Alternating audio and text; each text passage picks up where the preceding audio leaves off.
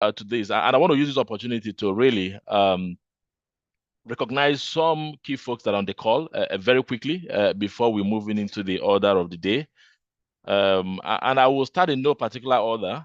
First, I want to recognize our sponsor for this month's meeting, who already is represented on this call by Dr. Anthony Ofoma, FNAPE.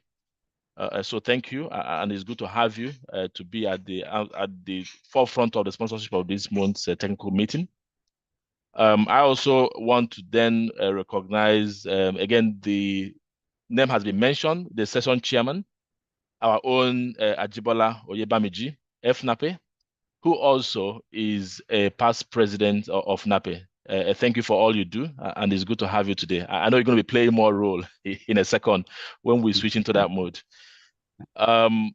Also on the call, we have our president in the name of Abiodun Ogunjobi, FNAPE. Again, I'll be handing over to you very shortly to play the role. Again, you have to play for this meeting today. And if I go through the list, I see people are still joining, but I think I will, from time to time, try to recognize those that are coming. Well, for every single one of you that are already on the call, over 40 or 41 of you, I want to especially welcome you. But I want to, in particular, just mention and recognize Dr. Emmanuel Enu, who I see joined this call quite early. Dr. Emmanuel Enu is FNAPE, a past president of the association, but also, most importantly, the current chairman of the advisory council. So, sir, you're welcome, and it's great to really have you on the call. Going through the list, I can see our very consistent past president who has always joined all our technical meetings and the chapter meetings. He's also on the call in the name of Lestaka FNAPE. He's the past president of the association. I can see you on the call. You're really welcome.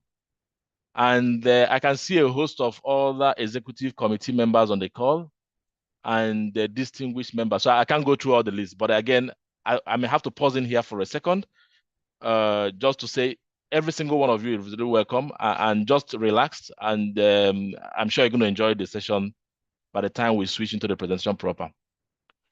So having recognized all those, I think it will now be appropriate to then invite Mr. President to then, do his opening remark on behalf of the association. Over to you, Mr. Biodun.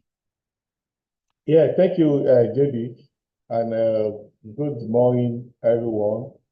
It is my honor to welcome each and every one of you to this May technical business meeting.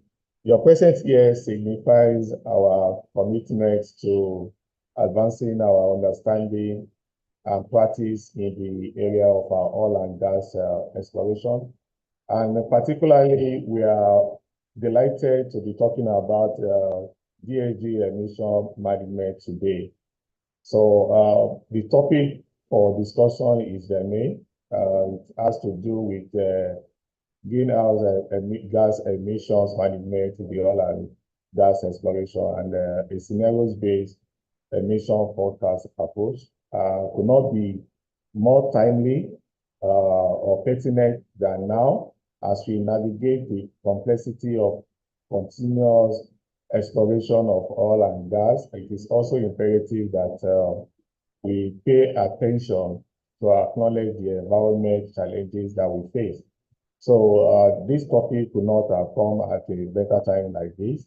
And we are also delighted to have an esteemed speaker in the person of Bryan, who will be sharing his wealth of experience and knowledge with us today on the increased efficacy of employing a scenario-based approach to forecast and mitigate greenhouse emission. So today's discussions, I want to encourage each and every one of us to be attentive, do engage actively in the Q&A section so that we can all have a better insight on how we are environmentally conscious as we navigate the process of our oil and gas exploration. Especially, I would like to thank Halliburton for sponsoring this technical section. This underscores the relationship and the commitment that Halliburton has shown to NAPE over the past few years.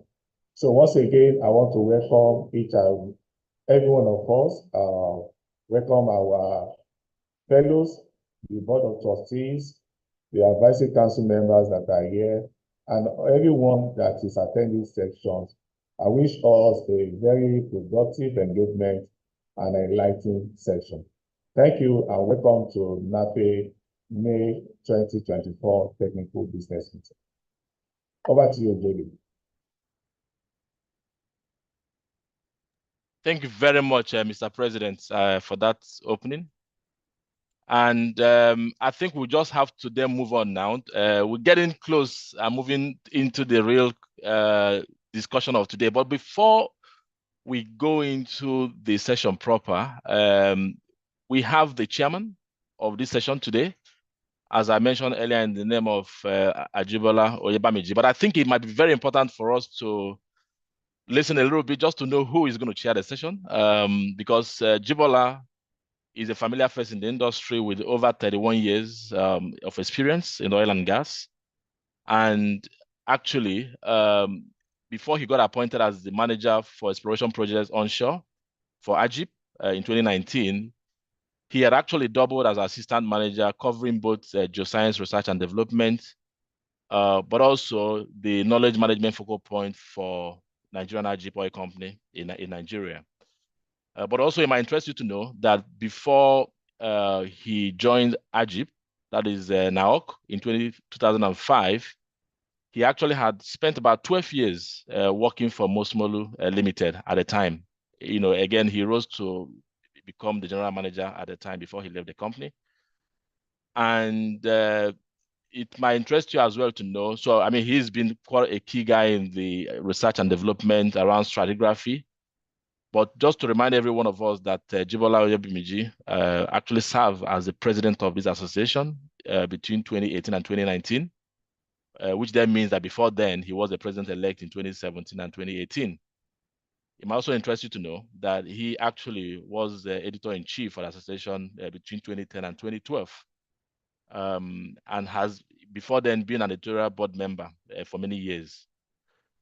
So Jibola is not unfamiliar face around the stratigraphic industry in Nigeria, and for that reason, he actually represents ENI in the board of the stratigraphic committee of Niger Delta, which we call Stratcom. And it might also interest you to know that currently he is the chairman of the biostratigraphic subcommittee, which is a consortium of 7 IOCs in Nigeria. So, ladies and gentlemen, Jibola is actually a member of AAPG, and as you will imagine and know already, a strong member of NAPE and a fellow of NAPE for that matter. So on that note, ladies and gentlemen, I want to yield the floor and welcome our session chair, Jibola Oyebamiji, to take the mic from me. Over to you, sir. Okay, thank you, JB, for that lengthy introduction. Thank you for all you have been doing for NAPE, and of course, under the leadership of the President, Bello Ogunjobi, and the rest of the team.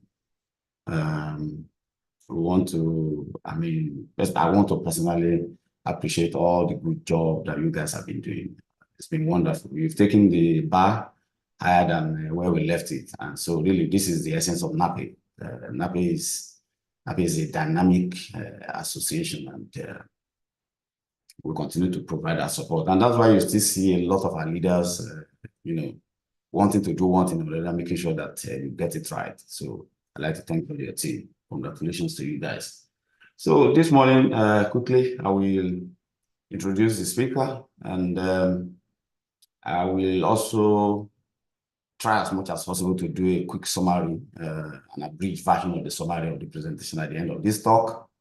And if you have, for all our viewers that are connected online, if you have questions, kindly prepare your questions. We'll be taking your questions under 15 minutes. So I'll come back immediately after the presentation for the summary as well as question and answer. So please get ready to listen to a very good talk. So Bryan is an account executive for Envana, the Halliburton joint venture, responsible for helping large and mid-sized operators solve their emissions data management needs by integrating Envana software solutions into their global and regional frameworks. Bryan joined Envana in July 2023, bringing 6 years of oil and gas industry experience in technical account management and hands-on field advisory roles for domestic and international operators.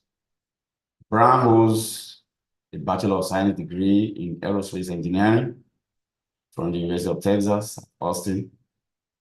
And so this morning, it's my singular honor on behalf of the Nigerian Association of Petroleum Explorationists to welcome Bryan to this important discourse. Bryan, you have the floor. At the end of the presentation, we shall be taking some questions from our audience. Then I will come back. Bryan, you're welcome. Thank you very much. Excellent. I'm going to share my screen right now and make sure that everyone can see the presentation. Yeah, just go ahead and share your screen. All right, so it looks like in order for me to share my screen in Zoom, it's going to kick me out of the session for 1 moment. So I'm going to share my screen, fix this setting, and then I'll be right back to make sure we can show the presentation. Okay. It's okay.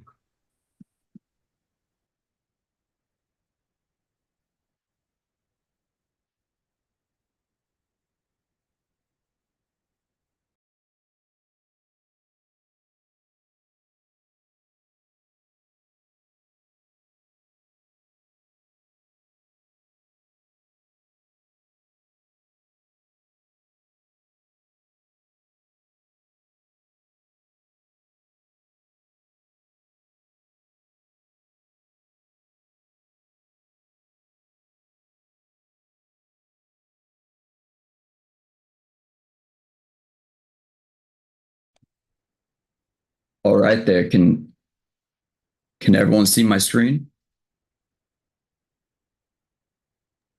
Yes. Okay. Yes, we can see.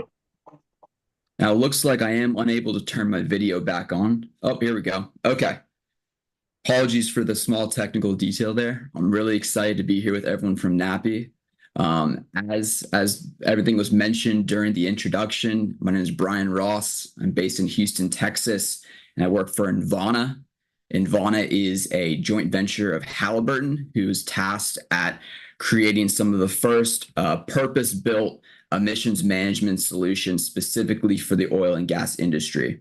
And so I'm very excited to be here with you all from NAPI to discuss the process and the workflow across the entire life cycle of emissions management within upstream for forecasting, archiving, and identifying different scenarios of how the operations that you all are so intimately involved in can affect the total carbon footprint of the companies that you work for.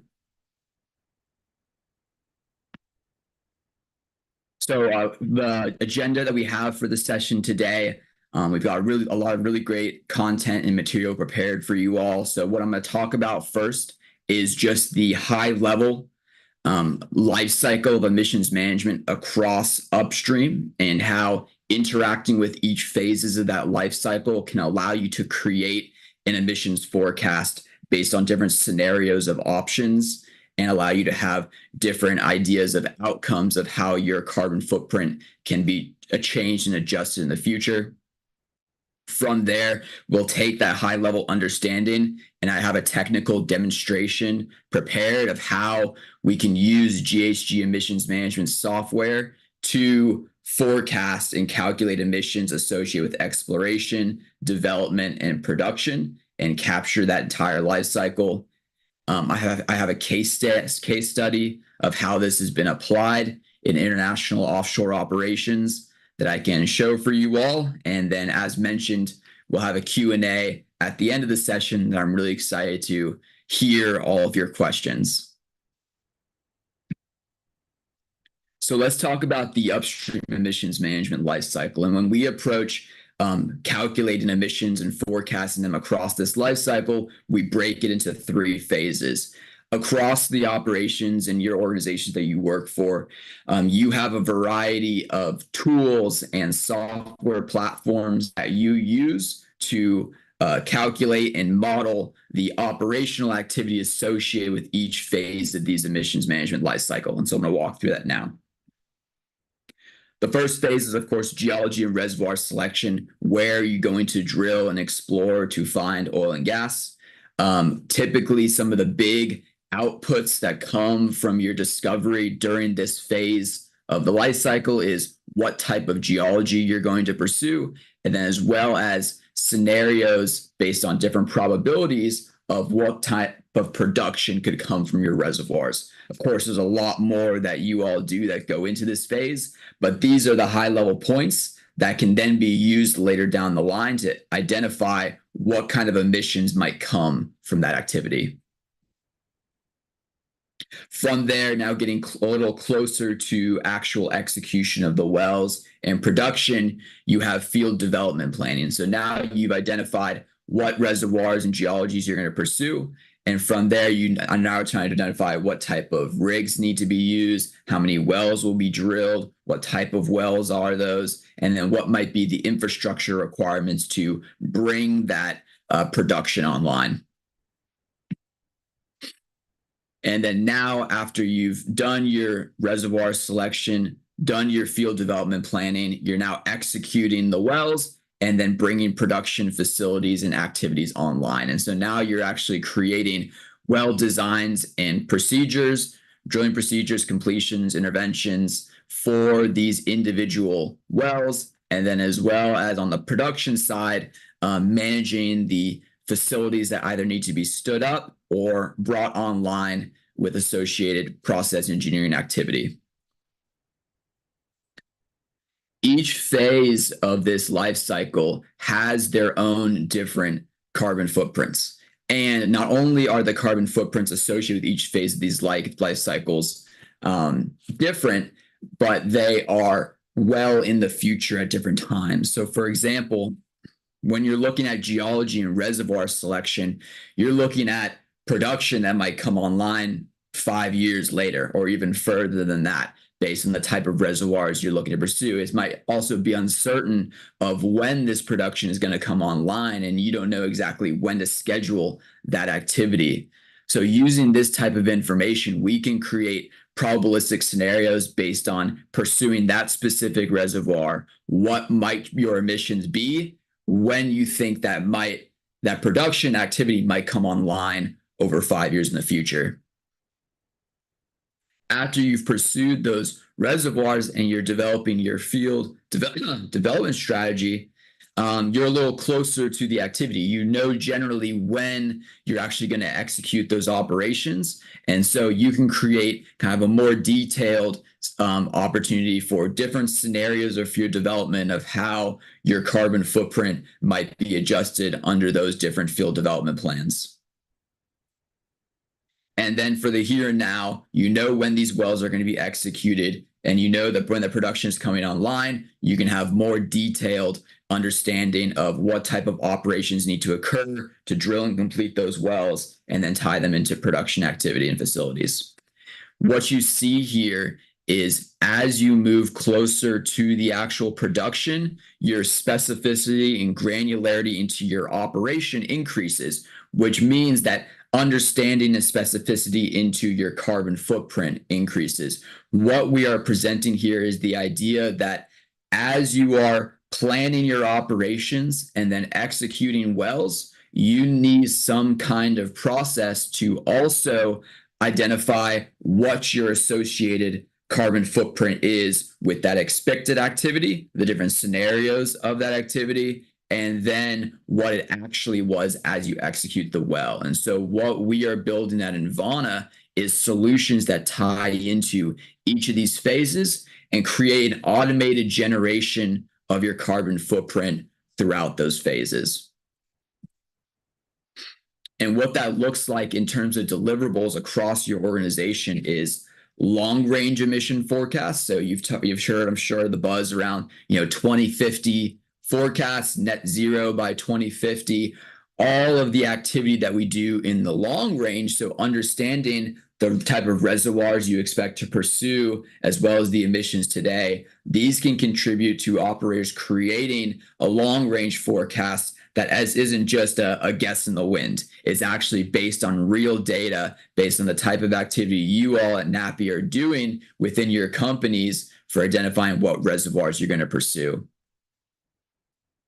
Then on the field development side, we aren't as far out. Let's say they're a 2030, 2035 forecast, but we're using now real data around the number of wells, the type of rigs we're going to use to create emissions forecasts there. And then, of course, you have the here and now, which could be next year, the year after, the wells that are going to be executed in the plan today. And these are going to be your most accurate, detailed emission estimates. And so what you do is when you tie in a software platform to be able to create emission forecasts across these different scenarios and durations, you have this running engine that is constantly creating multi-range forecasts based on the real operational data that happens in your companies. And we're not having to go into the software platform for calculating the emissions and refreshing them manually. We are tying into the software platforms and infrastructure that you're already using today in your operation to calculate these emissions on a regular refresh way. So if something changes in your reservoir modeling software, that's then going to change in the GHG modeling software in an automated way. So you're constantly getting an update of what your carbon footprint is at each of these different durations. So that was a high-level understanding of the entire life cycle for forecasting emissions across different scenarios of reservoir production, field development planning, and then well execution and production. Now I'm going to talk about the actual details of how you populate each of those phases with the operational data and where are these emission sources located across your organization and your operation. When calculating emissions, there's really three main ways to do it. You can directly measure the emissions. This is associated most with production operations, both onshore and offshore. I'm sure you've seen drones or satellites that can measure these emissions. That's one way to do it. This is going to be most applicable to measuring methane emissions. That's the application today. The one in the middle that is not measurement, but it's modeling, and you're using real operational data, is tracking fuel consumption, electricity usage for onshore facilities, and then the volume of material you might use, such as cement or steel casing. And then the last one, which allows you to broadly kind of blanket your operations, is applying emissions factors to different pieces of equipment, multiplying that by operational use, and then allowing you to then associate an expected emissions with each piece of equipment. When we're talking about long-range forecasting and scenario modeling, we're going to focus on these two aspects. Of course, you can't directly measure emissions in the future. You can only use direct measurement data to then scale that out to your whole fleet. But today we're going to focus on these aspects of modeling and how you can use a software platform to tie in across that emissions management life cycle to do that work.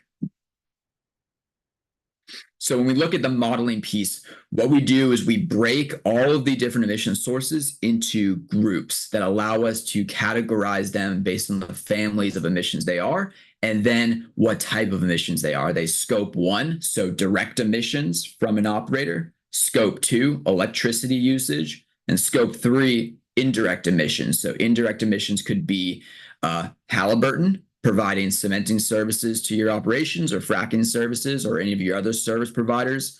They could also be the downstream use of your products. If you're an operator that isn't vertically integrated and you are drilling for oil and gas, and then you sell that oil and gas to a midstream provider that sends it down as pipelines, you can model your Scope 3 emissions of the downstream impact of you drilling and then selling that oil and gas. So let's focus on each of these groupings. The first one is everything around equipment fugitives. This is going to be most applicable to production operations. This is really the big buzz around methane emissions. And so what equipment fugitive is using emissions factors to estimate what your emissions might be from leakage from tanks, flow lines, metering systems, compressors, dehydrators, everything that's associated with production facilities. We group those into our models around equipment fugitives. And when we are projecting forward and expected emissions based on reservoir production, we have to account for what the fugitive emissions might be over time to then produce that oil and gas. The ones that are in the middle, both using emission factors as well as actual operational data, is going to be our emissions associated with combustion equipment. When you're looking at drilling, operations, completions, and wells, combustion, so burning natural gas, diesel, gasoline to power onshore, offshore rigs, or different pumping units and generators. This is going to be a big contributor to your carbon footprint across those operations. Looking at electricity usage for any onshore facilities that you have tied into the grid, those could be onshore rigs or onshore production plants. And then lastly, which a lot of people often overlook, are emissions associated with logistics. And so if you have vehicles that are company owned, those would actually be Scope 1 emissions. If they are third party, if they're vessels or helicopters going to your offshore rigs, these would be Scope 3 indirect emissions. And then you could calculate what is the emissions associated with that. And then the last grouping here is going to be emissions associated with production. So that's going to be flaring operations, most specifically, as well as any venting that has to occur. So this is very similar to emissions associated with fugitives. You could capture leaks in this phase, any kind of venting or flaring. And then, as I mentioned, raw materials. So how much cement is used, how much casing is used, drilling mud, etc. That would all be categorized into your Scope 3 indirect emissions. So what you are seeing right here on the screen is the basis of what an operator needs in order to generally calculate all of their emissions. These are all the models that need to be in place across Scope 1, 2, and 3 for you to build what's called an entire inventory of your emissions.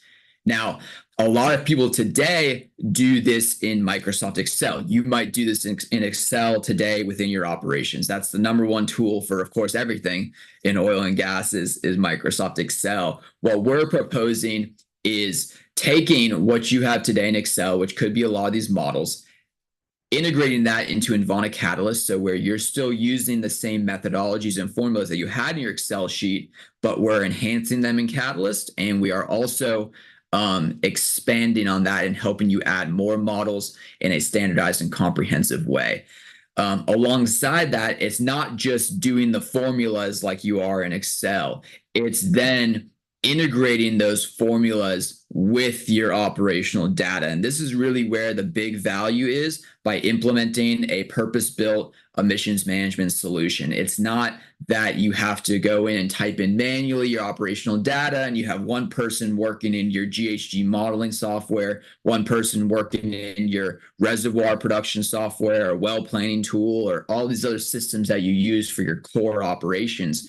We've identified that since emissions management occurs across the entire life cycle, you need something that's going to integrate with that automatically. And that's exactly what we've built here. And so, like I said, you have a variety of software platforms within your infrastructure today that plan out your wells, your field development strategies, rig scheduling, well execution, reservoir modeling, geology screening, any sensors that might be on the rig site that are tracking fuel flow. And of course, a lot of this might be tracked in Excel today. And what we do for customers when we deploy our solutions is we create links. through our API integration between Envana Catalyst and the software platforms that you have within your infrastructure. And we do this for you. We pull all of the specific operational data points that we need to populate those formulas with that operational data to create emissions forecasts, scenarios, and estimates across durations. And so you can archive your historical activities, so pulling historical fuel consumption, oil and gas production data, flaring data. We pull that all. You have the historical emissions. This often has to be reported to regulators or non-government organizations like OGMP 2.0. And then you can also take, instead of historical data, you can take future expected data and forecast that forward. And not only can you forecast forward the kind of modal outcome, your expected outcome for the forecast, but you can also use that data to across scenarios. So not only one forecast, but maybe 3 different outcomes of expected operational activity that can all come into Envana Catalyst, and you can create 3 different scenarios of what your carbon footprint might be based on the exploration you expect to pursue. And so that's a description of the life cycle, the API, the workflow overall. And now I'm going to show you this in action with a real application in Nigeria across opportunities for offshore facilities as well as onshore facilities. This is going to be the software platform that we do offer to operators. We also offer it to drilling contractors and service providers too, but specifically the oil and gas industry. So this is how I'm going to show you this concept in action. The front screen here is where all of those models, or we call profiles, are stored. These span the entire operation, as you just saw. So they need to be categorized based on onshore, offshore, and also as well as the development phase. And the way that these profiles are built is through a collection of emission sources. And so before I showed you all those groupings in our infrastructure, now I'm going to show you all of the sources that need to be available in a carbon footprint software for you to access and use to create these estimates. These are categorized here on the right-hand side. To make it easy for you, blue is going to be most associated with production-based emissions. Red is combustion, so rigs and fuel, and then green is logistics. Those are going to be the big categories for your all's carbon footprints across your operations.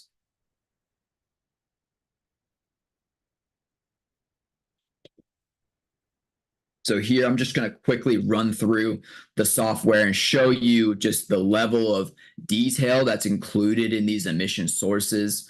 And I'll click on some of the ones that we are going to use today in a real application for creating a 25-year production emissions scenario model.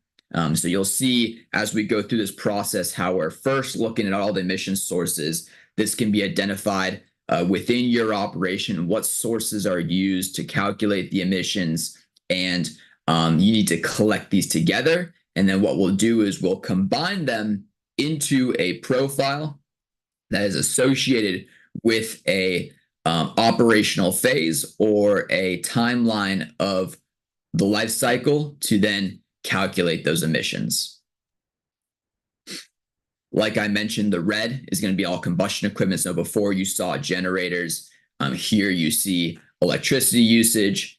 And then in the green here, you see both onshore logistics vehicles, so buses, heavy-duty vehicles, equipment transports, and you, of course, also see offshore vessels. And if you all are using helicopters, those are available as well.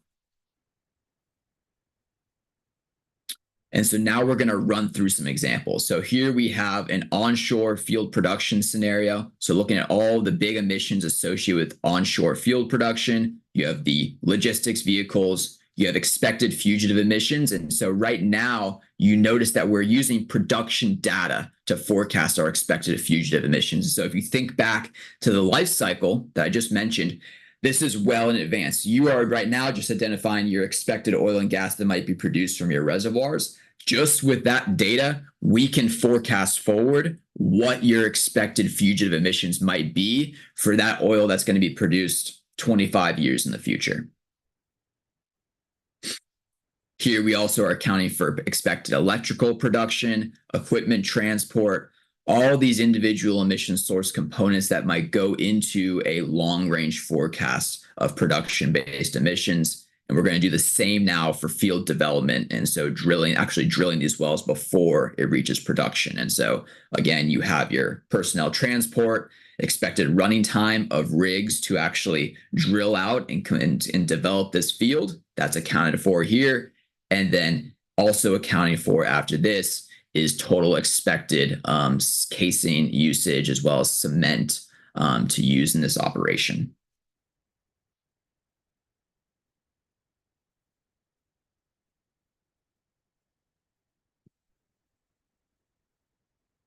So what you notice here is all of these sources that are available in the application are really just blank templates. You know, there's a formula associated with these sources behind them, and now we're looking at offshore application. Behind them is a formula that calculates the emissions, and what we provide that's different from Excel is an easy template for the system to pull all of the individual data points that it needs from your operational systems to calculate this. I know it looks like a lot. There's a lot of fields that can be populated, and this is a complex process. And so we deliver this software in a software as a service manner. And that's really the only way to do it in today's day and age. You can't just give this to one of you all, one of your operators, and let it just kind of sit there. You need kind of hands-on support, configuration, and deployment of this thing to create all of these data links to make sure that this is successful within your organization. So the last profile we're just running through now is offshore expected field development emissions. And so it's the same idea. Big emitters are going to be combustion, logistics, so vessels, and then raw materials. And so what we're going to do now is actually use these profiles. So step one was collect the emission sources.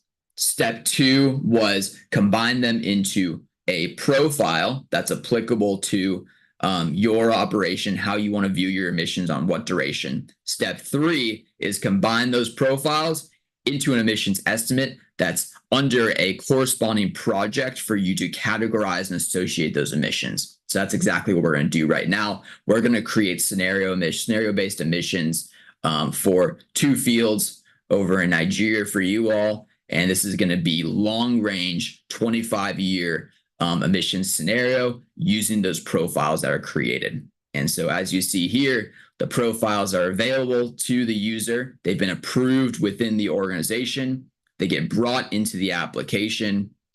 And then from there, you have expected fuel usage and expected production data populated through the API integration to then give you a very instant look at what your carbon footprint is going to be over a 25-year period for one of these wells, or one of these fields, looking at both the field development and the expected production emissions.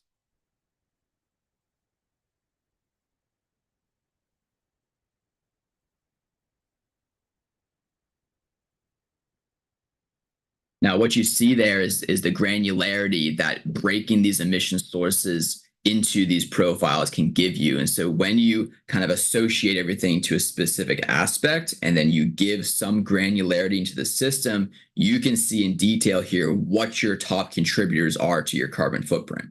And so this gives you insight into, okay, what might be ways that we can reduce our emissions over this 25-year period. Not only are you ahead of the game now by being able to forecast 25 years in advance, but you're also getting a certain level of granularity, even though this is very high level, into what your contributors are going to be to your carbon footprint. And so, you know, a lot of people have made these commitments to net zero and commitments to extreme kind of emissions reductions. This is really the only way that you can do it. And not only can you find ways to reduce emissions from there, but you can also provide full transparency to anyone that's auditing you, asking questions about how you calculated the emissions, and viewing all of that information right here within the application. There's complete transparency into how you can view that data.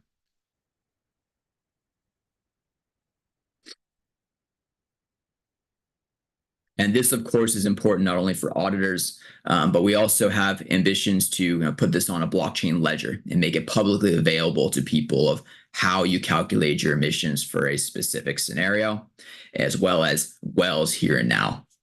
That application we just showed was for the offshore application or onshore application. Now we're going to do, before it was for the offshore application, now we're doing the onshore application. And so same idea, you combine the emission profiles together. These are available and standardized within your application, within the operation. And then the system will give you a very quick look at what the emissions are. Now, these are not stagnant, as I've mentioned. So you've added in these profiles here. They have specific information pulled in via the API integration to your infrastructure, but these are constantly being updated as this data changes within your operational system. And again, same way, you get that very granular look at what the top contributors are. As you see for onshore, the big contributor is going to be emissions associated with production. Field development is a lot lower emitter for onshore operations than production operations.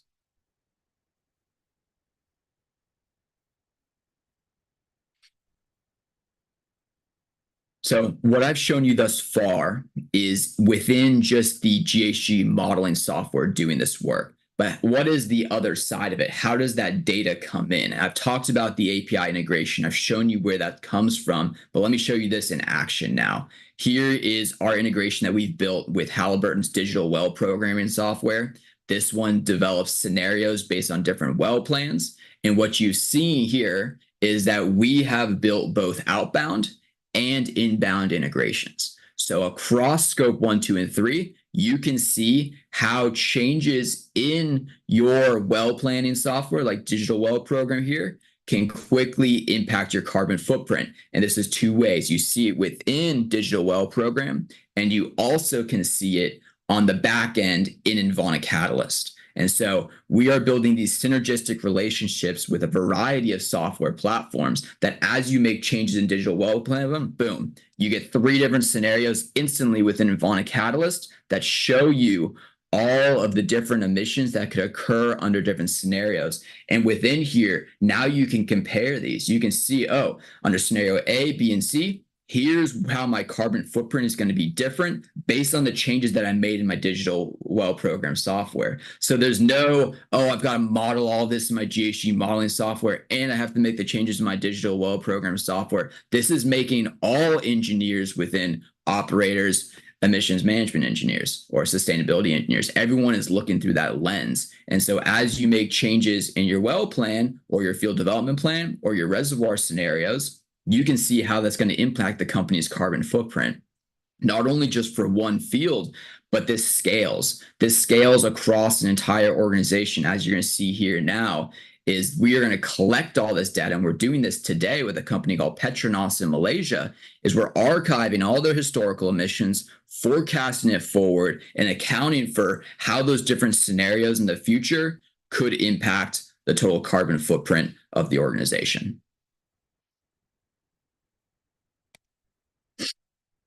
So that's the technical demonstration. I just have a few more slides here, and then we'll wrap up and we'll move into the summary and the Q&A. So what is our complete offering here? Today, I've talked about Envana Catalyst as a modeling tool. That's step one. You got to have some kind of system in place, if it's Excel or a purpose-built solution like Envana Catalyst, to archive historical emissions, forecast them forward across multiple durations, and do this in an automated way through API integrations. Quite frankly, that's kind of table stakes in the emissions space today. What we then move through then is integrating the modeling that's done in Envana Catalyst with 2 other phases of deliveries. Phase 2 is then going to be LDAR, leak detection, as well as emissions reconciliation. So now you're taking the modeling that you've done, and then you are layering over real-time methane leak detection. And so what we're receiving now through Envana Recon is going to be the sensor data. Before I mentioned, we weren't focusing on the direct measurement. We're going to talk about modeling today. What we're going to do here now is we're going to receive that direct measurement data and integrate that with the modeling that's been done, as well as scale across an operator's production facilities how methane leaks can impact their carbon footprint today, as well as include that into the long-range considerations for Envana Catalyst. And then the last point here, which everyone wants to talk about as well, is how do you actually make money off of this and monetize your emissions data? And so we're doing that through our differentiated gas strategy. And so what that means is all this data that you're collecting in Envana Catalyst, eventually with Envana Recon, is then audited, reconciled, and placed on a blockchain ledger to show what your company's emissions are as compared to others. And what you can then do is use what your emissions are and how they're lower than other operators to show a reduction of emissions. And so if someone bought your oil and gas as opposed to another person's, they would know how much lower those emissions are versus a standard rate. And you can actually collect a premium and charge more for that responsibly sourced gas, as it's called. You can also factor in any carbon neutral strategies or offsets that you might have into this ledger and account for maybe carbon neutral gas as well. This is being done in the United States right now, and we're planning to take it globally. And so lastly, wrapping up here, thanks all for your time. A case study of how this has already been done today, looking at our work over in the North Sea for exploration. And so deliverables in this case study is Envana Catalyst, historical emissions for well execution, forecast based on different scenarios. We built that integration with Digital Well Program as a part of this project, and then allowing them to quantify and model how impacting different reduction scenarios under different reduction initiatives in different scenarios of well plans could reduce their carbon footprint. We, of course, put in our API integration to automate all of this, so there's no clicking for this company within Envana Catalyst. They do everything in their modeling systems, their well planning software, and then they get a schedule of what their emissions are going to be based on the future. And this, of course, has been done for Aker BP, is the case study operator in this question. They, like many, were previously Excel-based. We established these integrations with their field planning system and have an automated process now for calculating GHGs across exploration development projects. This is the team that we have in place. As I mentioned, we're a joint venture with Halliburton, so our board of directors is made up of mostly Halliburton people. And then we have a full implementation team ready to not only develop and expand this product, but also deploy it into your infrastructure in a successful way with over 75 years of oil and gas experience, which we are very happy about. We are recruiting people within oil and gas specifically because we are trying to solve the problem for this industry, not apply this to other industries. We really care about y'all and NAPI, and we want to help you. Last point here, feel free to connect with us. This is a QR code on the screen, so you can scan it with your phones. It'll lead you to our website as well. And you can also connect with me on LinkedIn or send me an email with any follow-up questions about the information. So thanks so much for your time. Really appreciate it. And I look forward to the Q&A. Thank you. Okay. Thank you, Bryan, for that very detailed and incisive presentation. I will try and quickly do a quick summary of what we have just presented this morning. You started by telling us that reducing GHG emission is one of the primary, is one of the keys to working towards a cleaner, greener, safer, and healthier society around the globe. That's the essence of this presentation, and that emissions occur throughout the life cycle of oil and gas exploration and production cycle.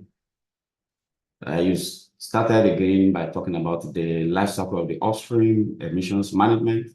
Your presentation is divided into two. The second level is the technical demonstration using the digital system to manage emissions in the oil and gas exploration industry. You dive into what it entails, what does the life cycle of the upstream emissions management entails. It entails looking at the geology, the reservoir selection, the play type, probabilistic production scenarios. You look at the field development, software and planning, number of wells, infrastructures, as well as well development and production. You dived into the various forecasts, the 3 regularly refreshed forecast scenarios that you mentioned. You talked about the long range, the short, mid range, as well as here and now, the long range. You are looking at between 5 years plus, mid range 2 years plus, and here and now between 0 to 2 years. You looked at the upstream emission sources. What are some of the sources and how to measure these emission sources? Number 1 on your list was direct measurement using drones. The second one was the tracking of fuel consumption, electricity usage, materials, and materials volume. And the top critical part of it, which you talked about, was the equipment emission factor modeling, which you spoke at length. And you gave the various examples in the offshore, the Nigerian examples, as well as the onshore, using the modeling software. A lot of input data that you talked about includes emissions from equipment, fugitives, combustion equipment, electric equipment, and logistic, as well as raw materials, facilities, power, emissions, also from production.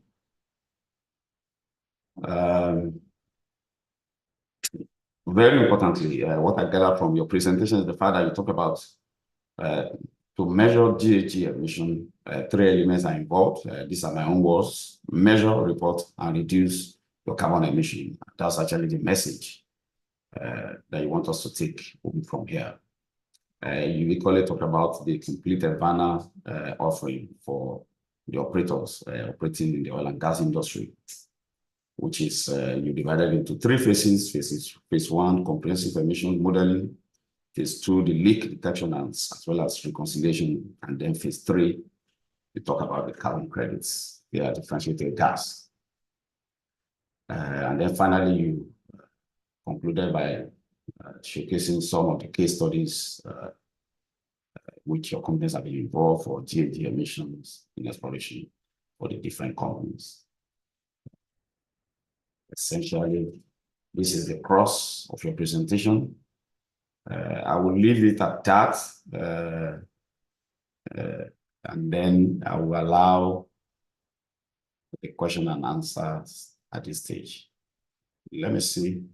I think there have been some questions. I'll take the question from here. There's a question that is for you from Sally Lechin. How does Envana compare to ESG software programs? You want to take that?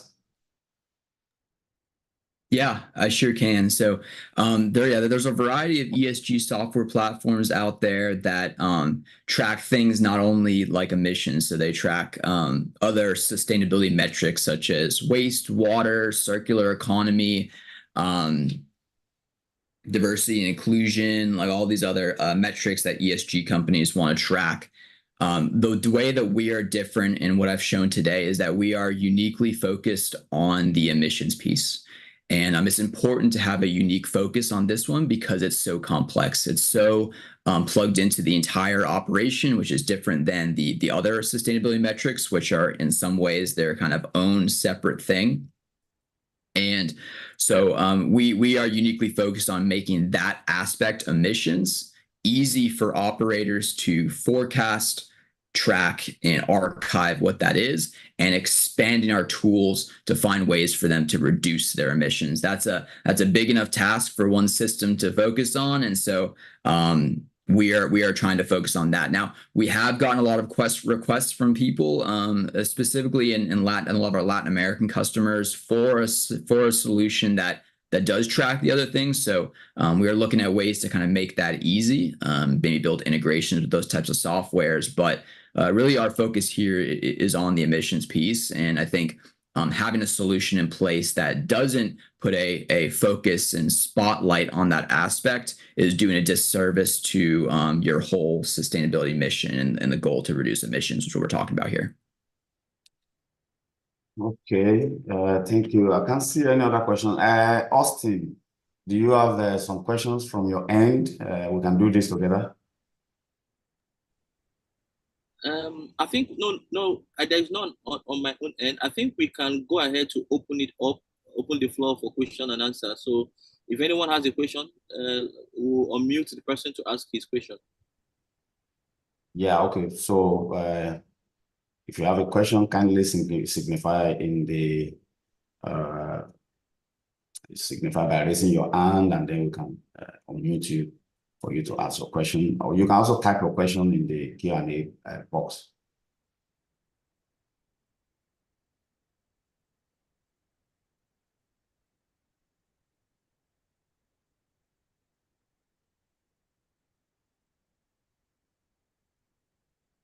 Questions, so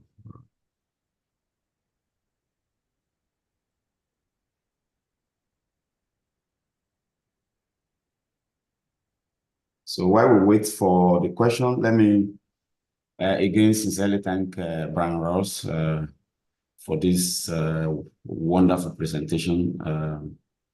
We learned quite a lot. Personally, I have learned some things from this presentation, and I believe our viewers have also done the same thing. So we thank you and your team for this good and incisive presentation at this time. So no more questions for now. Do we have any of our members online or any of our viewers who joined who would like to ask some specific questions from Bryan?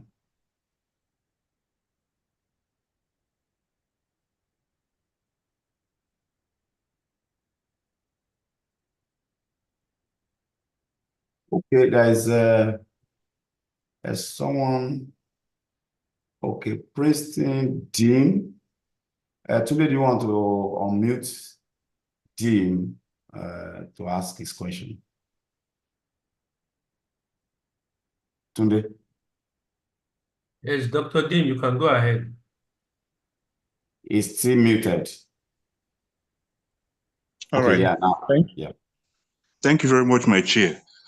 And thank you very much, Bryan, for that wonderful presentation. My concern is on the research view of this. How much is your company doing with regards to getting the university involved in some of this? Because I see a lot of data being put into this software and what have you. How much do you involve PhD students or perhaps MSc students or postdoc too, so that they can begin to, dive into this trend of green energy and what have you, and also being able to play with these data? I don't know whether it's out of your scope, but it's a concern for me. Yeah. Thank you again. Yeah, it's a great question. Unfortunately, we've had little engagement thus far with universities, though we're not against it. Thus far, obviously, the joint venture really kicked off a little over a year ago now, and we've been focused on kind of rolling this out to operators like Aker BP and Petronas and finding some new customers out there. So we haven't had a chance to focus on the universities. However, I'll say that we are hiring a variety of people with significant academic backgrounds, data scientists, PhD candidates, etc. And so engagement with their alma maters or other universities is now the question. So if anyone's out there and would love to kind of talk about this application within their university, feel free to connect, and I can connect you with the right people within our organization to start those conversations. Okay, quite understandable. Thanks. Yeah. Yeah, that's really good. Thank you for the question. My advice to NAPI leadership would be that you can take this kind of discussion or involvement of the student, PhD, MSCs, take the discussion up with Halliburton. The rep of Halliburton is here, Tony, Dr. Tony Ofoma is here, and I believe he will be able to support and discuss this in details. It's a very good question. Thank you. Alex Taka, your question, please. Thank you very much, my chair. I want to also thank Bryan for a wonderful presentation. It's amazing. It's amazing. And my question will be around how this data is obtained all the way from exploration to production of some of our fields, looking at this technology being so new. I would love to know, like, from land acquisition, swamp, offshore acquisitions, how to gather the data from very seismic shootings, all the noise all over there, from explosives down to drilling, production. I would love to see some examples from Petronas, how they did it in Malaysia or how they've been doing it in Malaysia, and with Akel BP, what were they able to put together, what were they able to see in the data, and after analysis, at least how the results have been able to assist the companies that are currently using this, knowing fully well that we likely need it here more than any other group, looking at our level of flaring and a lot of things this software will be able to help us. Some of us will be interested in also helping to push it through so that we also get it deployed here, especially some of the assets that are just starting up, not to wait until the destruction is done. A lot of flaring must have taken place before you start thinking of the solution. We pride ourselves as solution providers, and this is one of the very good solutions that will help our industry and the nation at large, especially with carbon credits, bringing in a lot of revenue as well. Thank you very much. Great. Yeah, really good question. I think the crux of the first part of your question is just around the fact that this is a big data management challenge. And so there was a question early on about, how do you relate to other sustainability products? And just the fact that, you asked that question, you point out that this is such a lift to identify all of the applicable emissions from exploration, drilling, completions, production across the entire upstream emissions management lifecycle, that you need a team uniquely focused on that and getting that started up. And so I'll say first how we handle that. It's in a multi-phased approach. On the front end, during kind of initial engagement with a new customer that identifies that they want an emissions management solution in place, they just don't know quite exactly what and how it's going to work, is we do some upfront process mapping with them. And so we do a high-level scoping of what are all of their emission sources, what kind of emissions management is being done today in terms of systems like Excel today, how much modeling is already being done, and how can Envana Catalyst initially provide them value. And so what is the initial grouping of emissions modeling that we can do right away? And so this is the same way that we started off the project with Petronas. We got them first a very high level look across their operation and giving them kind of corporate level, big number, what is the carbon footprint across the different production facilities? That's where they focused first. From there, you can then scale out the product because you can't just bite it all off at once. You say, I'm going to do all the production, drilling, exploration, yeah, maybe completions, interventions, P&As, you can't do it all at once. So you have to focus where's like your emissions problem the biggest. Oftentimes it's within production operations, and then as well as like what region or grouping of wells should we focus on first. And so you focus on that area, you deploy the initial data infrastructure to build those integrations between the software platforms that you have in your operation, and then as well as Envana Catalyst. We build those out. We bring in the first set of users and people that are going to be watching this data within the customer's operation, and then we prove value there and test that out. That's step one. Step two then is identifying how we scale that out in a phased way to capture the remaining assets and the remaining operations. So for example, Petronas started with their production platforms in a very high level. The next step for them that they're doing right now is they are not only the operator in the region, but they are also the regulator. So they actually have to track the emissions of other operators as well. And so we had to not only receive data from Petronas, but we also had to start receiving data from the other companies that are operating in Malaysia. And so that's coming all into Petronas's infrastructure, and they are calculating the high level emissions for those other operators as well. And then the step then that they're going to take next year is deploying Envana Recon direct measurement and reconciliation. So for now, they're okay with just the high level number of production emissions across their operations. They've grouped in the data from the other operators that are in Malaysia. And then now, since they've joined OGMP 2.0, they need to start directly measuring their emissions and reconciling that direct measurement across their production facilities. So that's the next step for them. So what you see there is an alignment with a phased strategy.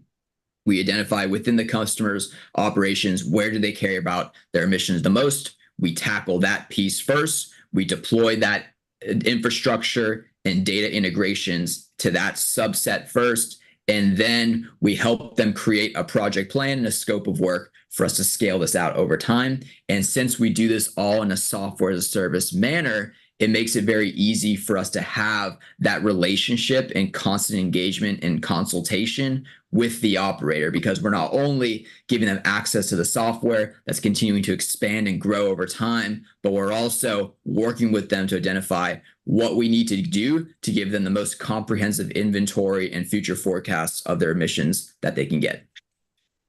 Okay, thank you, Bryan. We have 4 questions there in less than 3 minutes before this session will be closed. Number 1 is a question from Emmanuel Adewale talking about the use of the emission data as an advantage during interblock exchange. What is the quantity of emission reduction in percentage are you looking at to make a sort of impactful negotiation on oil block sale? Yeah, so it's not necessarily a quantity of emissions. It's relation to a standard methodology. So in the United States, when we're deploying the differentiated gas strategy, there's a standard methodology that's used in the United States for expected emissions for 1 barrel of oil, an expected scope 3 indirect emissions for that. And so we are comparing to that standard. What we would deploy when we deploy this globally is comparing to whatever standard is going to be used in that country. Okay, the second question is related to the university question. Aside collaborating with universities, how do you intend to carry young professionals like us in terms of knowledge transfer, especially the software aspect? Sorry, could you repeat that question one more time? Aside collaborating with universities, how does your company intend to carry young professionals like us, he was referring to himself, in terms of knowledge transfer, especially with software aspect? Yeah, I think that the collaboration of the universities and knowledge transfer would be working sessions or lunch and learns or more webinars with young professionals. So that'd be the best way to do that for sure. Yeah, just like I said, NAPI can discuss all these details with Halliburton, and Tony Ofoma, who is the country rep, can support this kind of initiative. Suleiman Bello says, very commendable initiative. My question is this: is this an open source software If not, if it's not, will you in the future consider a twin software that could be open source to foster collaboration and enhancement? Yeah, so it's not an open source software. We do have a low cost kind of individual license of the software that one person within an organization could buy and acquire for their own use. But it's not open source, and we actually don't have plans for it to be open source. In order for us to kind of build this out and make it a business, we have to be able to offer it through a software service manner. Okay, thank you. So this other question is also related to, so you're getting a lot of questions from universities and collaborations. They are very, very good questions. As Bankole Olusoji, who says, if one is willing to do a research in areas related to GHG emission reduction, please, how can I work with Bryan as regard data and collaboration? So that's the question. Yeah, well, look, we're hiring. So, if you want to do some kind of research, reach out and I can try to connect you with the right person. Unfortunately, I can't hire you, but maybe I can try to find someone that can. Yeah, sure. I mean, again, probably I'm thinking maybe he's a student, maybe a PhD student or an MSc student who would like to actually work on a project topic, GHG emission reduction. So this is also something that NAPI can actually discuss with the Halliburton, right? I mean, going forward, really, this will be my advice. And I know that NAPI can do this. So I think that's all for the question and answer. Will it be possible? Hello, sir. We have Dr. Mala. Dr. Mala wants to ask a question. Okay, but his hand is not up again. It was even up. Okay, let me see. Yeah, his hand was up. I moved him to. Okay, his hand is still up. Okay, Mohammed, please go ahead with your question. And that will be the last one. Thank you. Okay, good afternoon, sir. Thank you, Bryan, for the wonderful presentation. I think this is timely. So talking about GHG emissions reductions, and it's in line with the aspirations of Nigeria that we have signed the Net Zero 2060, and we have had frameworks out on energy transition and decarbonization of the upstream energy sector. So just thinking, going through your presentation, how we can,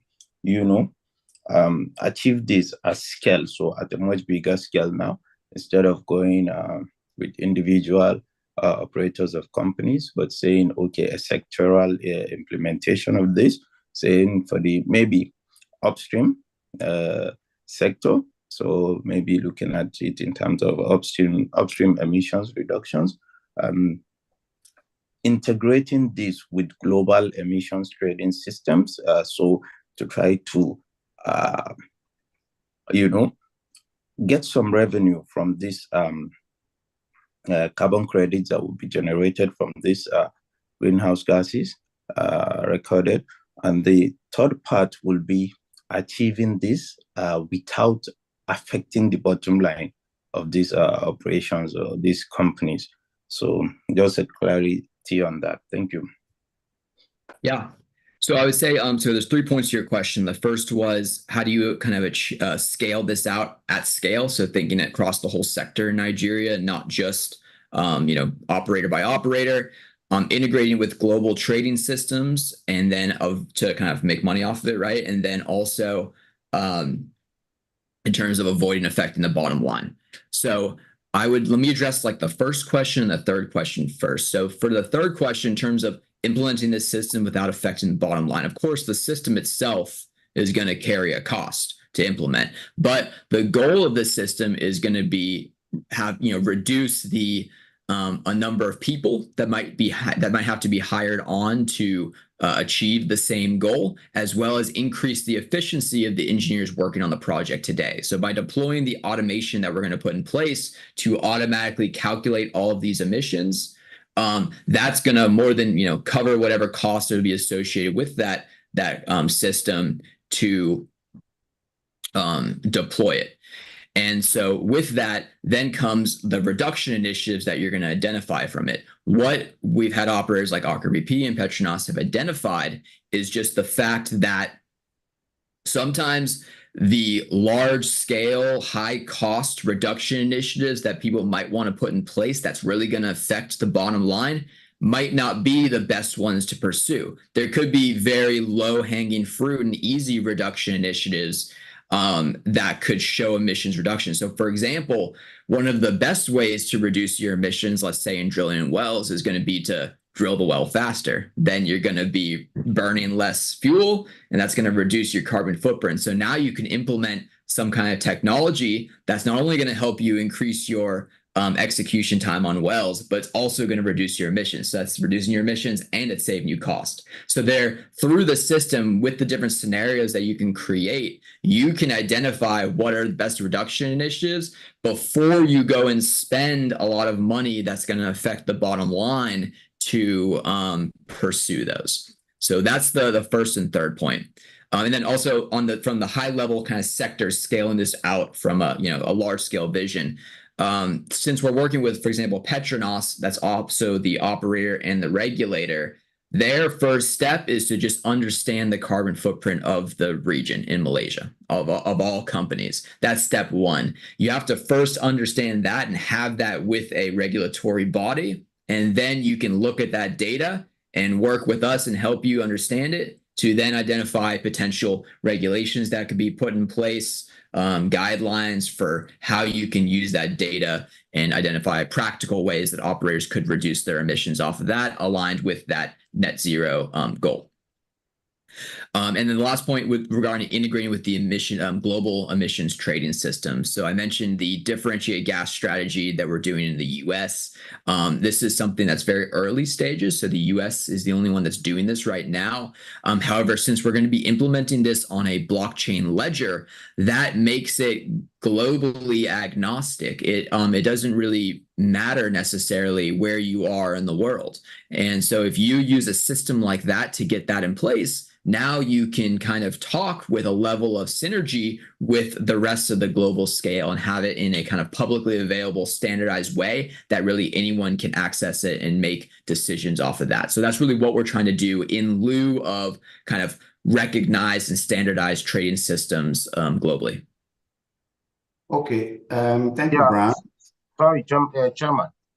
Okay. Sorry, just to tell Mr. Mala if he needs further discussion on this, that I can reach out to him and then we'll have a presentation for him. Thank you.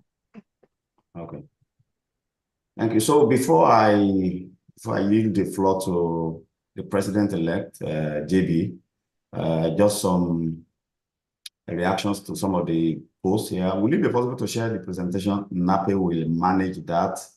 Mohammed, you have a response from Gideon Amici from Halliburton. Mohammed, sure, your suggestions can be discussed with Halliburton in Nigeria. And that's what I said earlier.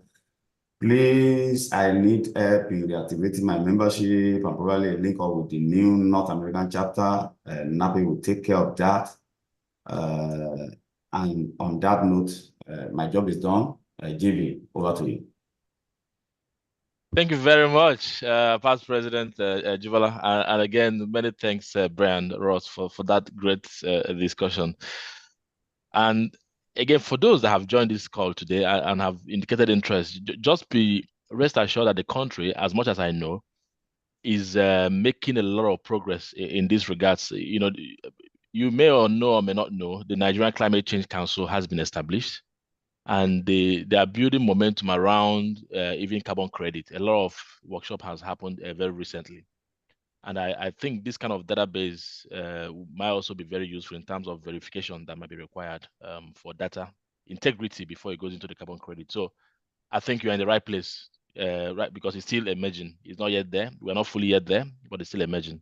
But thanks both for that session. So PS, I think we will then switch over to the appreciation right now. And Tunde, I think you're going to be pulling out some slide up. PS. And today we will right now be calling on the president to make an appreciation on behalf of NAPE to the speaker and our session chairman, Mr. Abiodun Ogunjobi. But Tunde, I think you have an action to take. Can you share your screen on the appreciation? And Mr. President, over to you now. You can go on slide mode, or this is all right. Over to you now, Abiodun.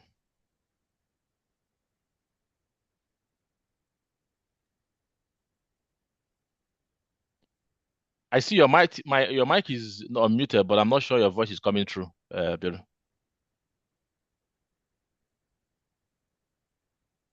Is it just me? Oh, okay. He's dialing in with another network. Okay, we can hear you now.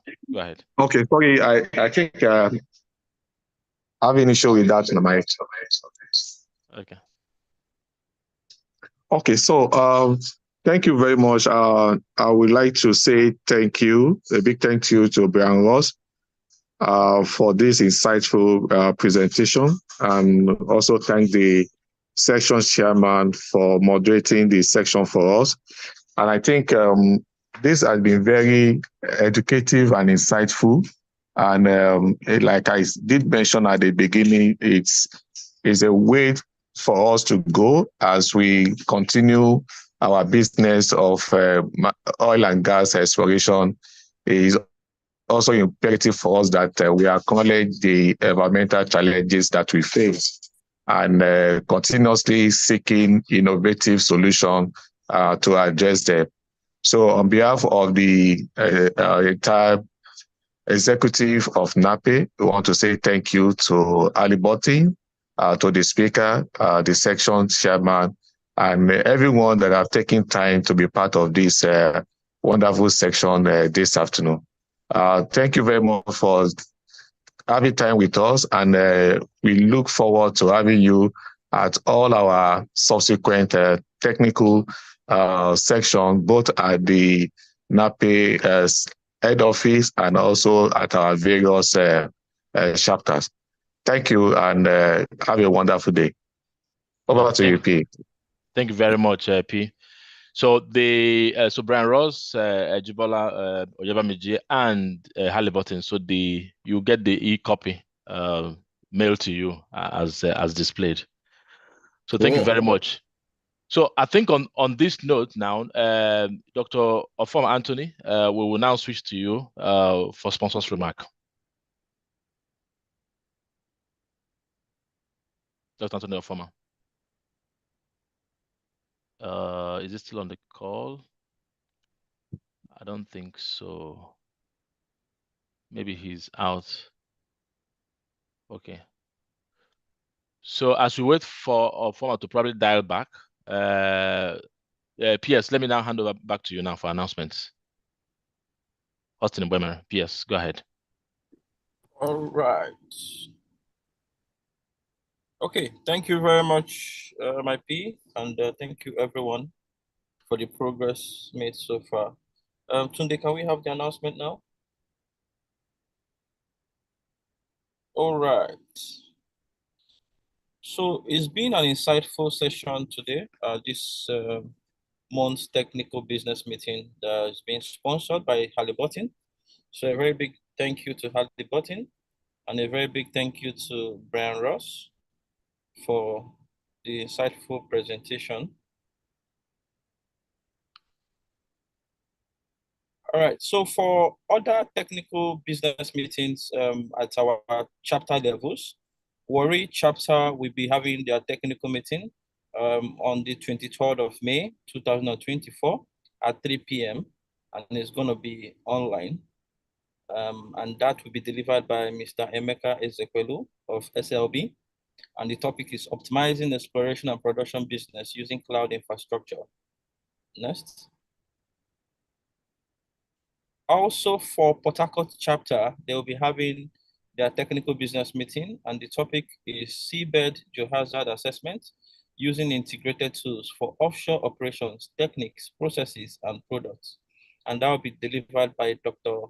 AJ Elijah Pascal. And it's going to be a hybrid meeting. The physical will be at Royal Banquet Hall, Hotel Presidential in Port Harcourt, and also the online version can be streamed on Zoom and of course on YouTube as well. And that will be sponsored by Trenchmark Services Limited. Next. Yeah, for the Bini chapter, they will also be having their technical business meeting on Thursday, the 30th of May, 2024. And the topic is sequence stratigraphic controls on hydrocarbon reservoir architecture and productivity onshore Niger Delta Basin. And that will be delivered by Dr. Ovie Benjamin. And that will be the program will be sponsored by the Bini chapter executives. Next. Okay, the big one is here. The NAPE 2024 Annual International Conference and Exhibition will be holding at Eco Hotel, and the theme is resolving the Nigerian energy trilemma: energy security, sustainability, sustainable growth, and affordability. You can't afford to miss this meeting. So registration has started. Next slide.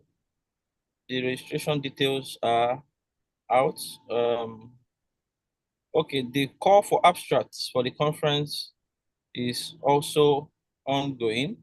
So please, if you haven't submitted your abstracts for presentation, please do well to do that now. I'll reach out to the editor-in-chief, Professor Shofolabo Adekunle. Sunday next. Okay, so the conference registration details are also showing. So perhaps you want to take advantage of the early bird registration. Please do well to register now before it's still open till the 1st of August. And afterwards, you're going to pay a higher fee to actually access the conference. So this is the best time to actually get your registration concluded. Next.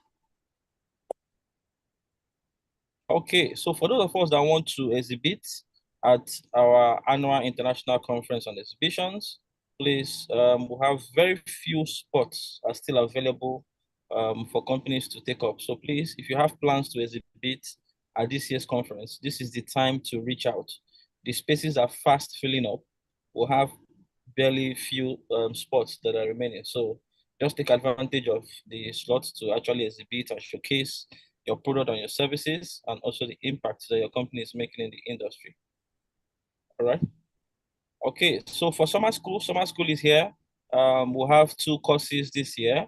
The first course, the first course will be taking place virtually online, and it's going to start from the 5th to 7th of June 2024. And the course title is Seismic Processing, Fundamentals and Practice. And this will be delivered by 2 SMEs, Ebelechukwu Orahalum and John Page. And this will be supported by Harvest Geo Solutions, Mercy Eclark Geophysicals, and NAPE UAP. Next. And for the second course, it's titled Reservoir Descriptions from Cores to Seismic. That will hold from 20th to 21st of June, 2024. And it's also going to be online event, and this will be delivered by Momodu Ohoho from Total. And this course is proudly supported by NAPE UAP. Next.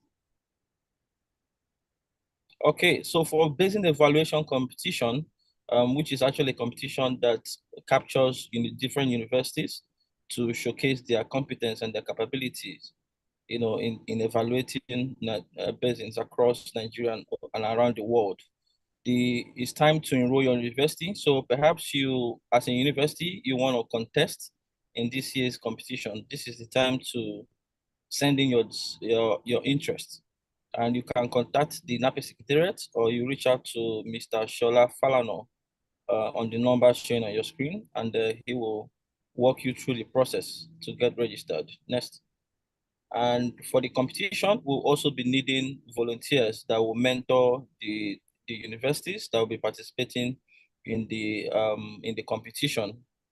And if you are a subject matter expert, a senior professional, and you want to volunteer to mentor probably your alma mater or maybe a university of interest, please do well to reach out to Mr. Shola Falano, and he will walk you through the process and get you onboarded. Our NAPE Geologist Life Challenge is still ongoing. We want to see what the life of a geologist looks like on a daily basis. So please, if you have interest, go on our NAPE social media platforms and actually see the instruction on how to participate. And the second one is the Of Course Challenge. It's still ongoing. So please do well to participate in this challenge. Next, Tunde. And these challenges will have a good package, a winning prize for both of them. So please, you want to take advantage of this. At the end of the day, we're going to compile all entries and showcase them at the conference. Next. Okay, so NAPE is partnering with the organizers of the NOG conference scheduled to hold from 30th of June to 4th of July 2024 in Abuja. And NAPE members are getting discounts, if they get registered right now. So limited slots are available for this opportunity. So please, if you want to register as a delegate, please, you have a 10% discount for all NAPE members. Next. Okay, for NAPE dues, it's time to pay up our NAPE dues, and for different categories, you can actually see the amount for the NAPE dues. Student member, active member, associate, and corporate members, the fees are stipulated there for us to pay up our dues. If you have any inquiry in that regard, please do reach out to Abiowa on the number showing on the screen, or you reach out to Mr. Lawrence, and your dues will be updated. Next. Okay. This is for monthly technical meeting sponsorship. So we still have openings for sponsorship of our monthly technical meetings across different chapters. So perhaps you have interest in sponsoring a technical business meeting, please do reach out to the President-elect and Chairman NAPE Continuing Education Committee, Mr. John Bosco Uche F. NAPE, and he will direct your sponsorship to the right quarters. All right, NAPE election is here. NAPE election is here. So if you have interest to serve, to volunteer for the association, to bring in your talents, your skill, and your resources, please, this is the time to sign up and get elected into the NAPE Executive Council. And you won't regret that step. We'll have positions that are open, and we'll have Office of the President-elect, the Office of the General Secretary, the Assistant General Secretary, the Office of the Treasurer, the Office of the Publicity Secretary, the Office of the Financial Secretary, the Office of the Editor-in-Chief, and the Office of the Assistant Editor-in-Chief. These positions are vacant and available these positions are up, for contest. So please, if you have any interest in any of these positions, please do well to contest. Thank you very much. Over to you, my PE. Thank you very much, PS. So this is just to wrap up with a vote of thanks. Again, still a good number still remaining. And I really want to say a very big thank you for joining us in this month of May technical and business meeting. As earlier mentioned, we will return back to hybrid from June. And for your information, the next technical meeting business meeting is going to be on the 19th of June, holding at Eco Hotel. I think Lantana Hall is what we're using on the 19th of June. And we will continue to provide the option for those that are not in Lagos to join as a hybrid option. So just take note of that one. But just to, once again, I appreciate every single one of you that's still on the call. I see a couple of fellows joining and BOT members joining, but I saw Jide, or rather, Mr. Joe Ibe, who is a fellow of NAPE. He's been on and still on. And again, I had already recognized Dr. Emmanuel Lane, who's still on the call. And a few other ESCOs that joined, some of them in and out. But I realized that the vice president is still on the call. Vice president is a fellow of NAPE as well. And then Oka, the chapter coordinator, still on the call. A few others have come in and out. So I really want to say thank you very much. And I know the sponsor was out before. Okay, yes. So maybe we can take briefly the sponsor's remark. Dr. Foma was kicked out before. But over to you now as we are ramping up. Yeah, thanks. Well, since I'm on now, and I hope he doesn't kick me out again. Thank you very much, President-elect John Bosco. So it's just to thank Bryan for the presentation, thank NAPE for the window and the opportunity for this types of presentations to be carried out from time to time, and also to thank the executive of NAPE for this wonderful opportunity. So, whoever needs to reach out to Bryan can do that. And then also you can reach out to me also in case you need any clarification and reaching out to Bryan. So on that note, I say thank you to everybody, and we'll see you again next month. Thank you very much. Thank you, Dr. Foma. And I think on that note, we will draw the curtain. And by the way, the session chair, your challenge on what we need to do with some of this presentation with the YPs and academia, they're all well noted. And I think we can take that forward. So on that note, thank you very much for being with us in this month of May. And we'll expect to see you again in June, either physically at Eco Hotel on the 19th or virtually. You'll definitely get the information as the flyer become available. So thank you very much. And thanks, PS, again, for moderating this as well. Thank you very much, everybody. Thank you. Thanks, JB. Well done. Thank you very much. Thank you. Thank you. I'll appreciate it. Thank you, my chairman. Thanks, PS. Thanks, Bryan. Everyone. Everyone. President. Well done. Thank you. Thanks to everyone. Bye for now. Bye. Bye, PP.